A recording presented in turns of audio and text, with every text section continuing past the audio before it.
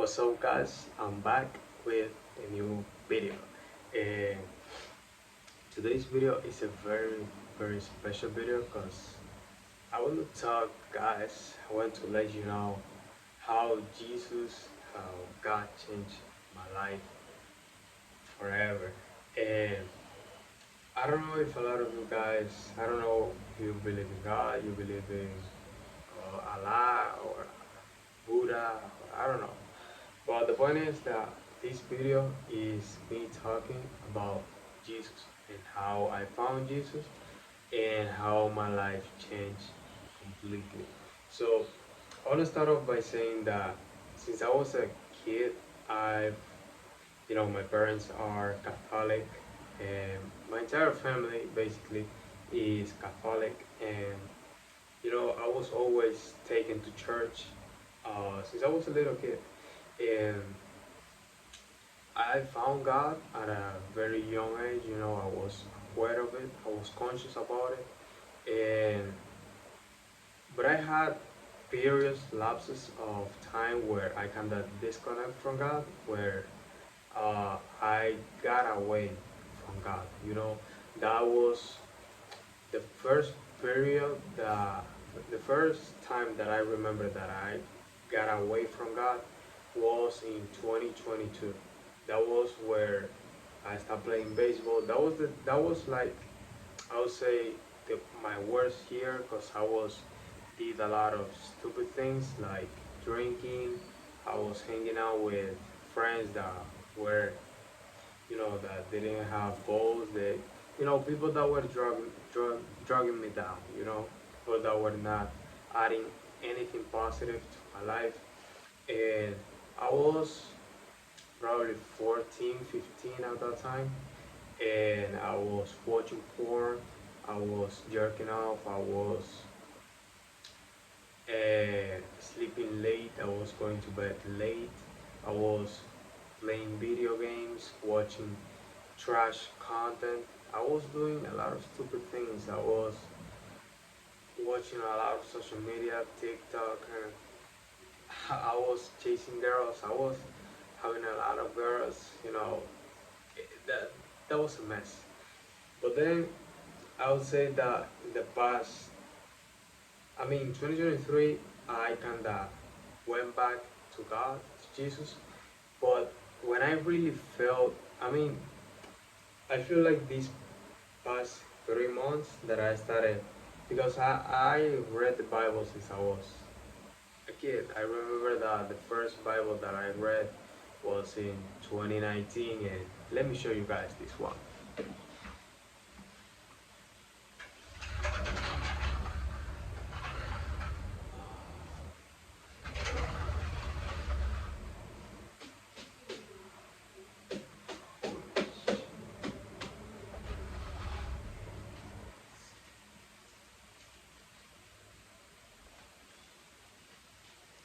This is the Bible the first Bible I read.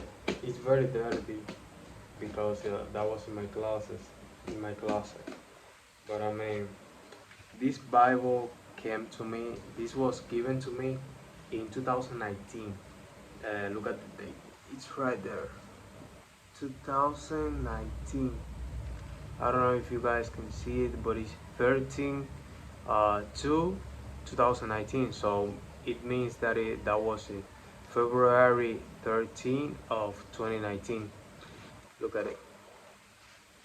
This Bible, I was in the school when uh, I don't know how the name of these people is, but it is the Gideons Internationals. Look at it. I don't know if that is a religion or what the fuck that is, but the point is that we were in school at that time. I was 12 years old, I think, or 11 years old, I don't know. And these people came, I don't know if that is a religion. These guys that are preaching, well dressed and things like that. They got into the classroom and they introduced themselves. They talk about I feel like they were people from the US. Uh, but the point is that they started giving out Bibles like this one. And As I said, I have this Bible for 6 years. Yeah, 2006, 2019. We are in 2025. So basically 6 years. And what I liked about this Bible was that back in the day, back in when I was 11, 12, I was 11 years old at that time. And I had a lot of, how do I say this? A lot of nightmares. I couldn't sleep sometimes, and I was fear. I was fearful. I was scared. I was afraid. And this Bible has an space where it says where I can find help when I feel, uh, you know, um, basically what this has is a versicle, for every time that you are feeling in a certain way. For example, when you are feeling desperate, when you're feeling anxious, tired, going through tough times, with fear, doubting, depressed, uh, defeated, when you are going, when you are going through certain periods of your time, of your life, when you are feeling in certain ways, this Bible has, this is like like a guide, like a guidance for you to follow. So I used to read this one, and it's Matthew 10:28. It's page 17. Let me show you guys.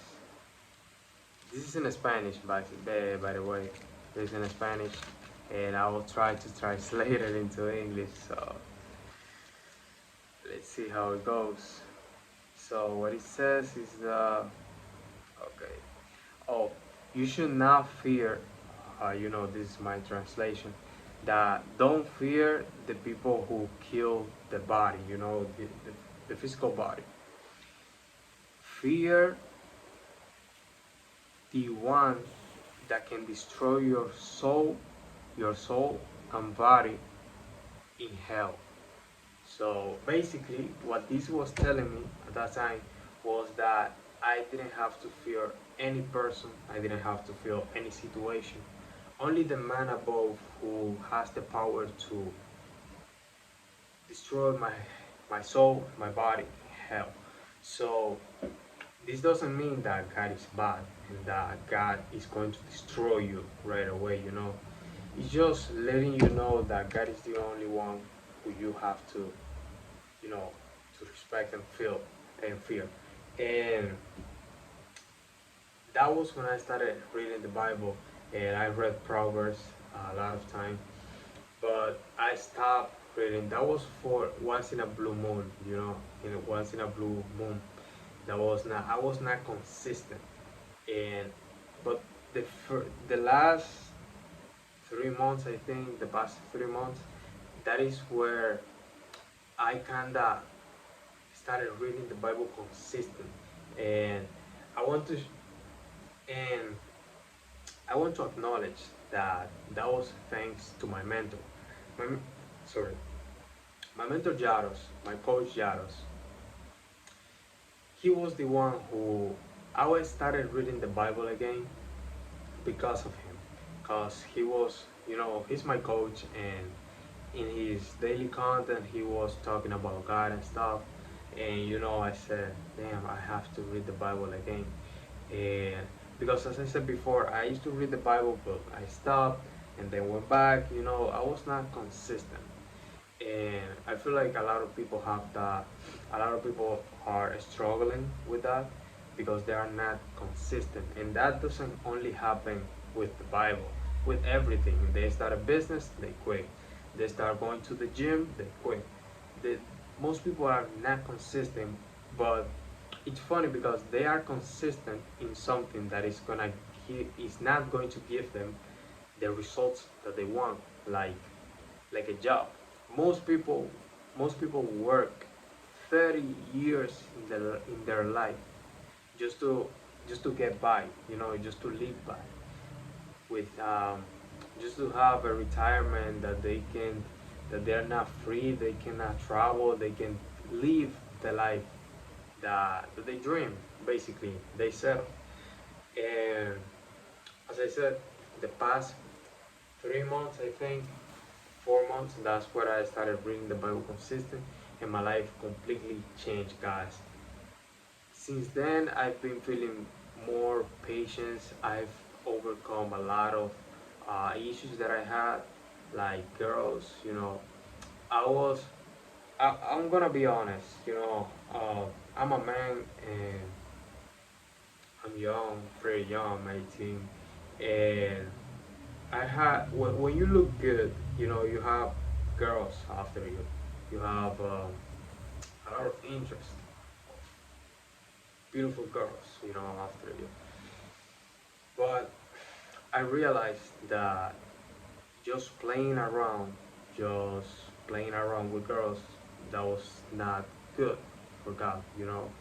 And I want to live a life close to Jesus, close to God.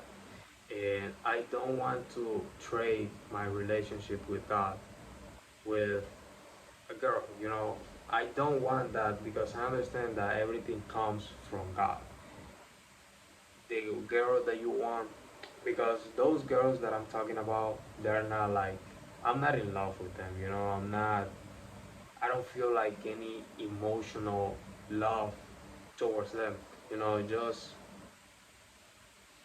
physical appearance. They look good, but I don't have like any sort of love towards them. And I realized that that was not good. That was not healthy for my relationship between me and God. And reading the Bible, uh, Proverbs especially, I think it's Proverbs 5.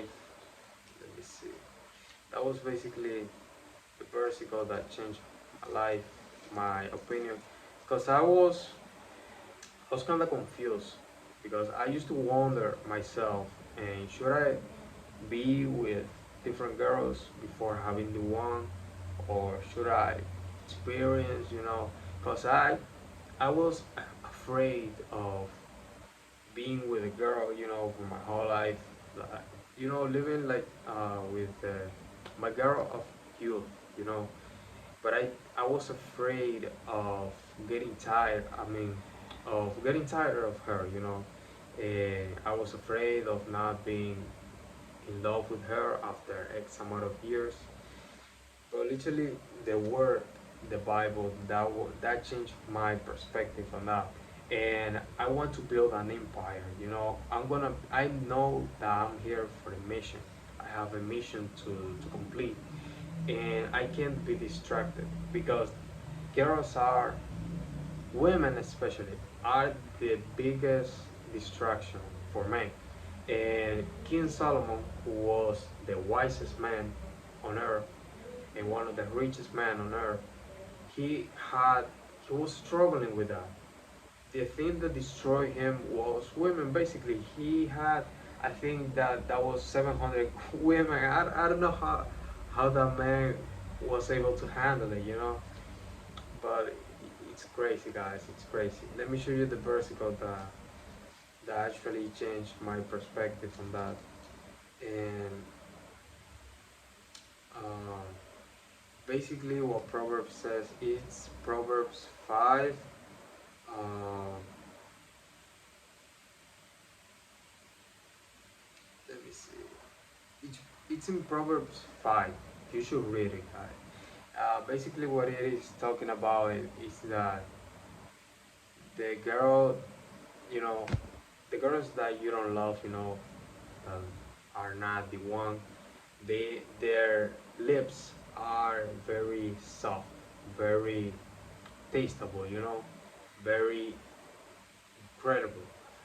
But that is leading you to a path that is dark, that is not with God, that is apart from God, it's away from God. And the worst thing that can ever happen to a person is live without God. It's not living in walking in God's path. That is the worst thing that can happen to a man, to a girl, to women. And basically, living without God is living like a fish outside of the water. He can't live. Even though you're walking and you seem to be alive, spiritually you are not alive. You are having a huge problem. So guys, uh, I recommend you guys to start reading the Bible because it changed my life and it can change your life too. And I'm so grateful with my coach Yaros because he was the one who how do I say this?